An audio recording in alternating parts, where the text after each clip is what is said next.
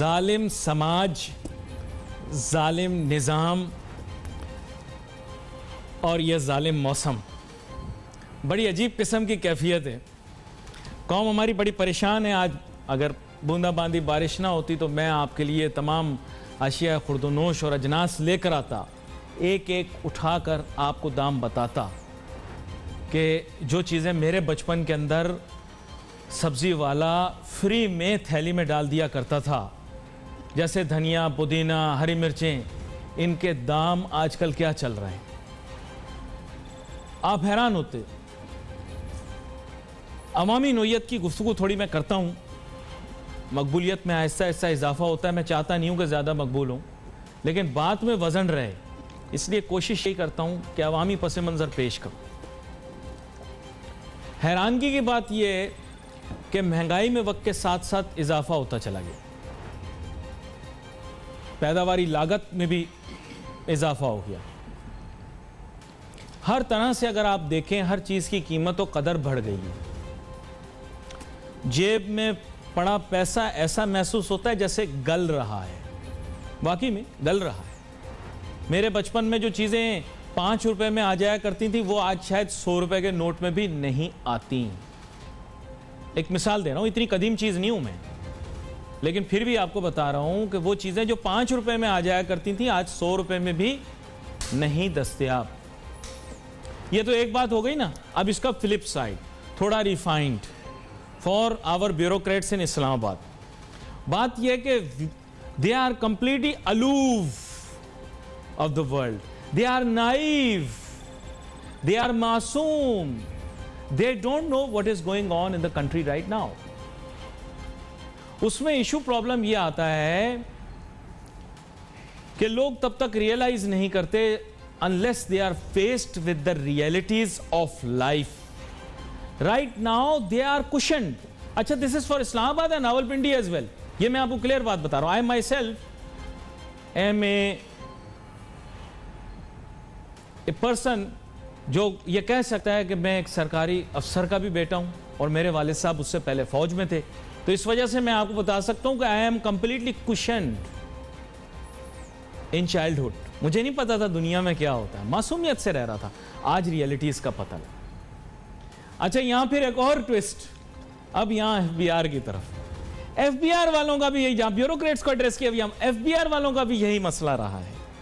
क्या कि जब इंसान सरकारी अफसर होता है, टेबल के इस तरफ होता है, ठीक है, शब्बर जैदी उस तरफ होता है, आप इस तरफ होते हैं, तो मामलात फर्क होते हैं। फिर शब्बर इस तरफ आ जाता है, फिर आप उस तरफ चले जाते हैं, फिर मामलात कुछ और हो जाते हैं, which has resulted in a complete and utter chaos in our taxation system. Utter chaos. कुछ पता नहीं लीडरशिप क्या है, कुछ पता नहीं क्या क्या है, nobody knows. मेरे साथ बहुत ही अहम मेहमान आज शामिल होंगे मेरे साथ। उनका तारुफ कराता जब 12 प्रोग्रामों में आते हैं जनाब रहमतुल्लाह वजीर साहब, साबिक senior member FBR. Sir, welcome करता हूं आपको। Thank you very much. मैंने जो इतना लंबा सफर तय किया, आखिर में मैंने एफबीआर पे ही आना था। सर, ये मुझे बताएं कि आज का जो सिनारियो है, हर बंदा उंगली उठा रहा है, 5वां कह रहे हैं, कोई कह रहा है चौथा चेयरमैन बदला है। What is going on in this very short span of time? Where is the consistency of policy जिसका आप हमेशा जिक्र कर रहे हैं? जी थैंक यू नासिर साहब। मेरा तो ख्याल है कि बहुत ही अफसोसनाक पोजीशन है। चेयरमैन एफबीआर के बारे में कानून है federal board of revenue act 2007, उसमें एक सेक्शन 3 है, उसका भी सब सेक्शन 3 है, उसमें फेडरल गवर्नमेंट को इख्तियार है, यानी ये अकेला उसका वज़ीर आज़म का इख्तियार नहीं है। फेडरल गवर्नमेंट वो जो आर्टिकल 90 में डिफाइंड है, यानी प्राइम मिनिस्टर प्लस उसका कैबिनेट, वो बना सकते हैं चेयरमैन एफबीआर को on such terms and condition as the government finds it fit. Should that person be a ranker? Again, the argument is there. Should the person be an outsider or should the person be a ranker? अगर आपको पता हो, एक ज़माने में FBR या federal government का जो रेवेन्यू इदारा था एफबीआर, उसको वक्त सेंट्रल बोर्ड ऑफ रेवेन्यू कहते थे, बाद में उसका नाम एफबीआर हुआ, वो उसी एक्ट में हुआ। उस वक्त ये था कि कहते थे कि जी एफबीआर जो है या सेंट्रल बोर्ड ऑफ रेवेन्यू उस वक्त कहते थे ये अपने अफसरान से नहीं चल रहा है, तो उन्होंने एक एक्ट ले आए जिसमें फेडरल गवर्नमेंट को लेजिस्लेचर्स ने एक वास्ट पावर दी। एक तो ये है कि फेडरल गवर्नमेंट के अपने जो एम्प्लॉइज़ हैं 22 ग्रेड का जो अफसर है वो इंटाइटल्ड है फेडरल बोर्ड ऑफ रेवेन्यू के चेयरमैन बनने के, उसके अलावा वो 2 कदम आगे गए लेजिस्लेचर, चाहे वो किसी भी ग्रुप से ताल्लुक रखे, किसी भी प्राइवेट सेक्टर से हो, फेडरल गवर्नमेंट का कोई एम्प्लॉय हो, किसी भी उसको अपॉइंट कर सकते हैं, लेकिन on such terms and condition as may be prescribe by the federal government, जो उन्होंने उसमें डिटरमिन करना है और फेडरल गवर्नमेंट ने इसको अपॉइंट करना है। आप अगर नॉर्मल देखें जो सेक्रेटरी साहबान हमारे 22 ग्रेड के होते हैं वो नॉर्मली वज़ीर आज़म के एस्टेब्लिशमेंट के आर्डर से नहीं, वज़ीर आज़म के अप्रोच से होते रहते हैं, वो कैबिनेट में उसका नहीं आता। लेकिन एफबीआर का चेयरमैन जो है फेडरल कैबिनेट में आना चाहिए।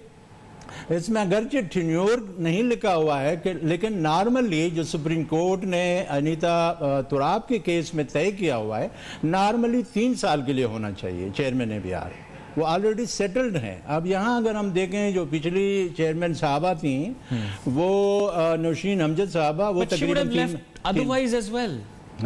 As I was told, she would have left otherwise as well because her tenure would have been over anyways. उनका टेन्योर जो है automatically in a couple of months I think, उनका tenure अगले साल अप्रैल में रिटायर हो रही है। अच्छा, अप्रैल में रिटायर होगी। हाँ। खैर हमें एक छोटी सी ब्रेक लेनी है, ब्रेक के बाद वापस तो हम अपनी गुफ्तगू जारी रखेंगे। Let's take a short break.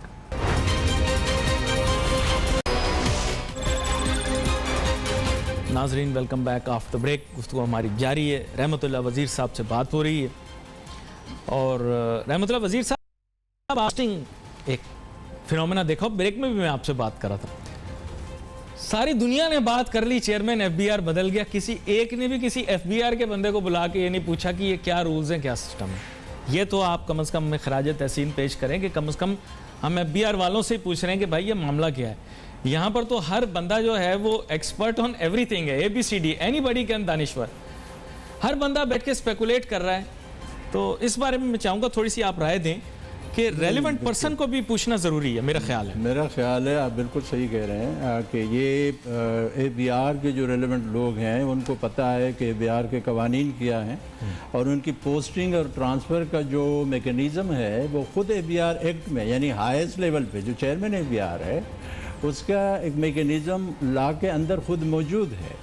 अगर नहीं हो तो प्रेसिडेंस मौजूद है, प्रेसिडेंस नहीं है, तो जैसे आपने कहा कि नॉर्म्स मौजूद हैं। और ये एक्ट 2007 में आया था। उस ज़माने में जो हमारे वो थे, पहले वज़ीर ख़जाना थे, बाद में शौकत अजीज़ साहब, उन्होंने एफबीआर के ऊपर काफ़ी काम किया था। हकीकत ये है बहुत काम किया था। और एफबीआर एक्ट में बाकायदा ये दिया हुआ है कि चेयरमैन एफबीआर जो है वो अपॉइंट हो सकता है और यानी फेडरल गवर्नमेंट अपॉइंट कर सकती है और उसका यह है कि टर्म्स एंड कंडीशन भी होगी। उसका मतलब यही है कि सिर्फ फेडरल सेक्रेटरी इसके एंटाइटल नहीं है। चलें, I ask you a very difficult question. जी, थोड़ा हिस्ट्री को हम खोलते हैं ना। Was Abdullah Yusuf a good chairman FBR? Abdullah Yusuf तो लेटरल इंटर्न थे और वो खुद भी बहुत सीनियर ब्यूरोक्रेट थे उस ज़माने में, अगर जो वो सेंट्रल सुपीरियर सर्विस से नहीं आए थे, लेकिन उन्होंने बड़ा अच्छा काम किया। मेरा ख्याल है कि एफबीआर में पहली दफ़ा एक यूनिवर्सल सेल्फ असेसमेंट स्कीम लाए, ऑडिट को कम रखा लोगों के ऊपर, और उसके बाद जो हमारे टैक्सेस थे अगर आप देख लें 2002 और 2000 नया कानून लाए थे और प्रोसीजर में जो बिजनेस प्रोसेसेस थे उनमें बड़ा फ़र्क किया उन्होंने। ई फाइलिंग का सिस्टम ले आया पहली दफ़ा। तो मेरा ख्याल है कि अगर 2002 और 2007 के दरमियान आप के सिस्टम को देखें और जिस तरह टैक्स रेवेन्यू में इजाफा हुआ, ठीक हो गया, मुनासिब काम किया उन्होंने मुनासिब काम। अच्छा, तो इसके माने ये है कि कोई लैटरल एंट्रेंट भी हो तो that person can also be considered. जी, वो तो खैर फेडरल सेक्रेटरी लेवल का था, बाद में सेक्रेटरी जनरल था वो। एंड आई कैन रिकॉल कि इन सारी चीज़ों में एक और बंदा था जो ग्रुप, शायद उसका आप वाला ही ग्रुप होता है, वो थे मुशर्रफ साहब के बड़े अच्छे दोस्त थे। एक दफ़ा मैं भी उनसे दूर से अलग हुई थी, उनका नाम तारिक अजीज़। जी। Was he also involved in these things? Group तो उनका आप वाला ही था मेरे ख्याल से। हाँ, वो इनकम टैक्स सर्विस के थे, लेकिन वो उधर पहले प्रिंसिपल सेक्रेटरी रहे, बाद में जो सिक्योरिटी काउंसिल बनी हुई थी उसके सेक्रेटरी रहे। उनका बिहार में कोई ज़्यादा उन्होंने इंटरफेरेंस नहीं किया। हाँ, लेकिन ये है कि उनका अगर कोई था भी, मुशर्रफ साहब के क्लास फेलो या दोस्त होना ज़्यादा। हाँ, काफ़ी पॉजिटिव उसका एटीट्यूड रहा है बिहार के बारे में, उन्होंने ज़्यादा इंटरफेरेंस नहीं की। चलो ये एक मैं थोड़ी क्लैरिटी चाह रहा था, मैंने कहा who would have been behind, तो आपने शौकत अजीज साहब को क्रेडिट दिया इसका। अच्छा, उसके बाद भी there has been relative amount of emphasis on reform and it has been going on. कुछ एक्सटर्नल इदारों ने भी किया, पहले reorganisation IRS, is that correct, on American terms and grounds, and soon they say that IRS system will replace the current system. Am I correct or no? मेरा ख्याल है कि जो रिफॉर्म का जो सिस्टम था वो स्लो डाउन हो गया था बाद में। ठीक है। ये यानी ये जो पीपल्स पार्टी की हुकूमत थी और बाद में जो नवाज शरीफ साहब की हुकूमत आई, इसमें स्लो डाउन हुआ। तो पूरी तरह जो है आप समझें कि हम एक कदम आगे गए रिफॉर्म में और फिर 2 कदम पीछे आ गए, यानी हमने हाफ हार्टेडली रिफॉर्म किए हैं। अभी भी रिफॉर्म्स की जो इंटरनेशनल बेस्ट प्रैक्टिसेस हैं टैक्सेशन में, चाहे डायरेक्ट टैक्स है या इनडायरेक्ट टैक्सेस में, वो हमारे मुल्क में अभी तक नहीं है। अच्छा, let me ask you an interesting question है। अब सिंस यू आर हियर, तो मैं फिर आप आते हैं जब भी, तो मैं मजे मजे के सवाल आपसे पूछता हूँ। शब्बर जैदी साहब यहाँ प्रोग्राम में काफ़ी आया करते थे, तो आई कैन रिकॉल के शब्बर जैदी साहब was not particularly in favour of assigning so many FBR resources towards collecting individual income tax. But when he comes into position of chairman FBR, he completely becomes a flip-flop person and starts emphasizing on individual income tax. Why? Can we get so much money from individual income tax? Mind you, not corporate income tax, individual income tax that we are assigning so many resources there. क्या कहते हैं आप? असल में जो हमारा मेरा ये ज़ाती ख्याल है कि जो इंडिविजुअल हमारे मुल्क में टैक्स देने, अच्छा, इस सवाल का मैं आपसे जवाब लेता हूँ। हाँ जी, को मुझे एक छोटी सी ब्रेक लेनी है, मैं ये नहीं बीच में रुकावट आए, तो वी कम बैक। नाजरीन, फिर मैं इनसे जानने की कोशिश करूंगा कि assigning so many resources and involving every citizen of Pakistan into filing individual income tax, is it worth it? Let's take a short break.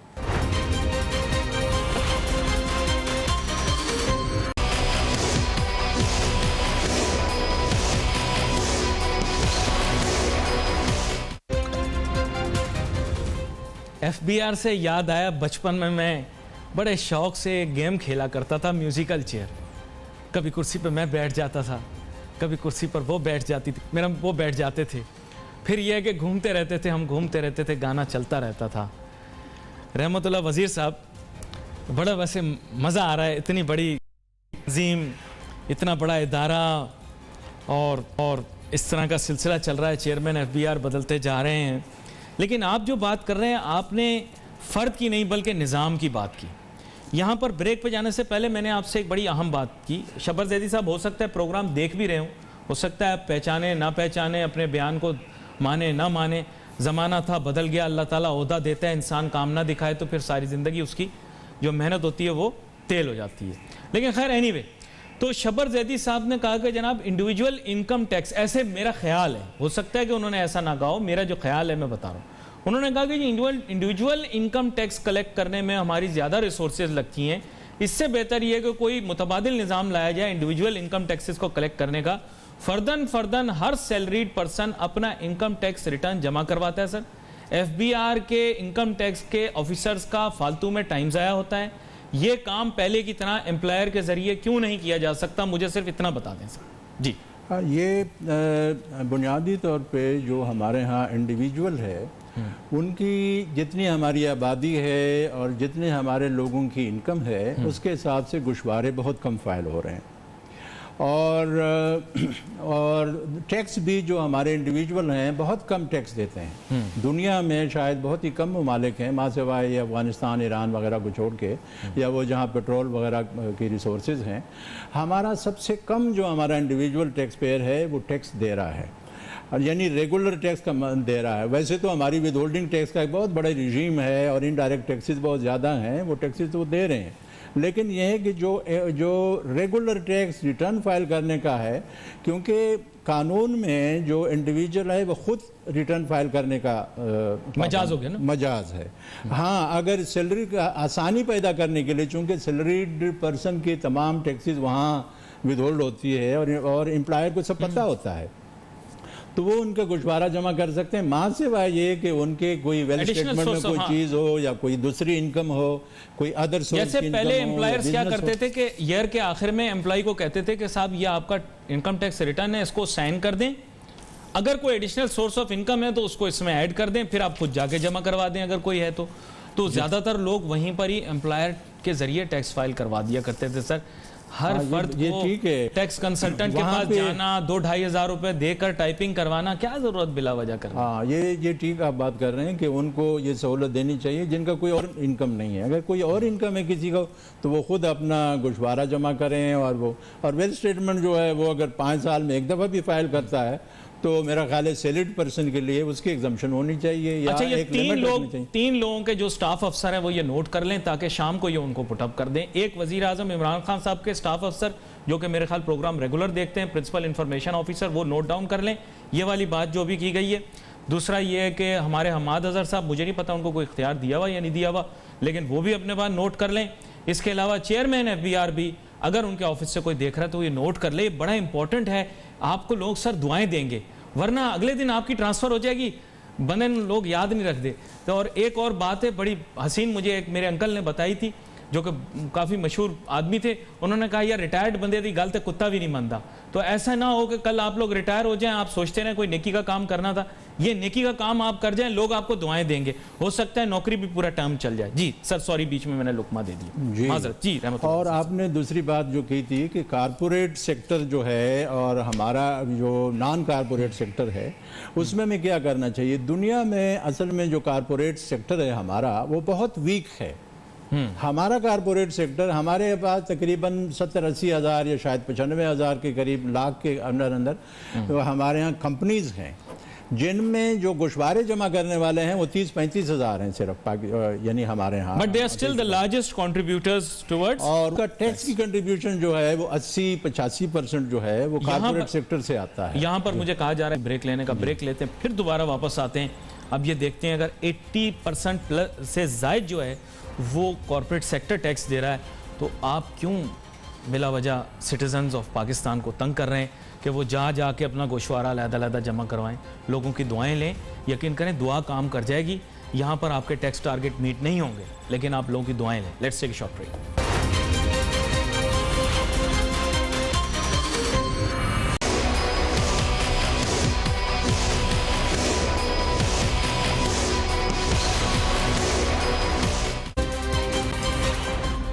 इतना नहीं है प्रोग्राम के अंदर, तो मैं अब इतना ज़्यादा उस चीज़ को रब इन नहीं करूँगा, लेकिन मैं एम्फसाइज इसलिए कर रहा हूँ क्योंकि वो एक पीपल्स पर्सपेक्टिव है। देखिए, ये कभी भी इस्लामाबाद के अंदर लोग रियलाइज़ नहीं कर सकते कि क्या चीज़ क्या है आम आदमी के लिए। यार आप लोग ऐसी बिला वजह उसको तंग करके ख्वार कराते हो, वो जाके फाइलिंग करे अपने इनकम टैक्स की, क्यों करे वो, when you have all the data and information and you can access it through NIC। तो आपसे मेरी गुजारिश है, इस्तदा है, बदवाएँ तो तमाम हमारे लोग बहुत ज़्यादा लेते हैं। मैंने अल्लाह माफ़ करे, मुझे कहना नहीं चाहिए लेकिन फिर भी मैं कह रहा हूँ, दुआ ले लें, यकीन करें आपकी ज़िंदगी आसान हो जाएगी। वरना आप देखें तारीख़ में लोग ख्वार होते फिर रहे हैं। अभी 2 दिन पहले लोग बार बार चला रहे थे फॉर्मर डिक्टेटर्स की क्लिप्स। सर नामो निशान नहीं बचता, नाम लोग याद नहीं रखते, को पूछता नहीं है। कल आप अच्छा काम कर दें, अच्छा काम करेंगे लोग आपको दुआ देंगे। रहमतुल्लाह वज़ीर साहब, अब बात आपके साथ हो रही थी, माजरत मैंने बीच में जो है वो इंटरप्ट कर दिया आपको। अब मुकम्मल वक्त आप ही के पास है, जो 2-3 मिनट मेरे पास हैं, आप अपनी बात मुकम्मल कर लें। आप रिफॉर्म के मतलब बात कर रहे थे और इसी चीज़ को आगे लेकर चल रहे थे। जी, रिफॉर्म जो FBR में है वो इस वक्त हाफ हार्टेड है। जो इस वक्त कानून आया है उसमें उन्होंने रियल टाइम एक्सेस इंफॉर्मेशन का है। ये पुराना FBR का एक ख्वाब था जो अब शायद सच्चा साबित हो रहा है कि रियल टाइम जो आपकी एक्सेस होगी इंफॉर्मेशन को, दुनिया में कोई ऐसा एपेक्स रेवेन्यू बॉडी नहीं है जैसे कोई भी इंफॉर्मेशन कहीं भी कोई इकनॉमिक एक्टिविटीज़ हो रही होती हो मुल्क में, वो उनसे छुपी हुई हो या वहाँ ब्लैकआउट हो। तो पहली दफ़ा जो लॉ में इन्होंने अमेंडमेंट की है और तमाम तमाम कवानीन में किया, इनकम टैक्स में भी किया, सेल टैक्स में भी है, फेडरल एक्साइज में किया है और कस्टम में भी शायद किया हुआ है।